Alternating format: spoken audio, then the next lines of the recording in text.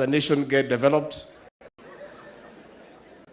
A nation gets developed when the leader of that nation puts the national interest ahead of commercial interest. That is the answer. Uongoze Kenya, hapana weka biashara kwake. Kidu ukiweka biashara tunakwama. We have a responsibility, Bishop, also to give hope to our people. Kama viongozi, tukiwa kanisani. Watu ya payslip, simu mambo yenu imeharibika.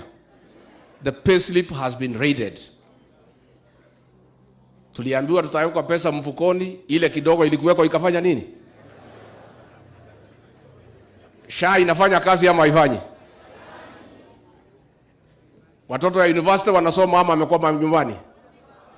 So if we are here in Katelembo, ni jukumu letu tukiwa nao viongozi to give hope to our people.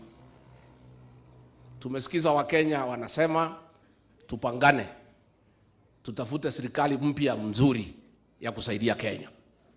Na hiyo tunafanya. Na huyu kiongozi wenu Kalonzo Musyoka,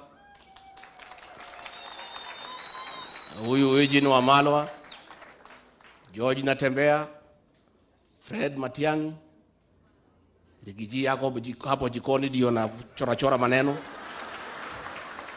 And I want to assure you, I want to assure the people of Kenya, we have a formula to give you good leadership.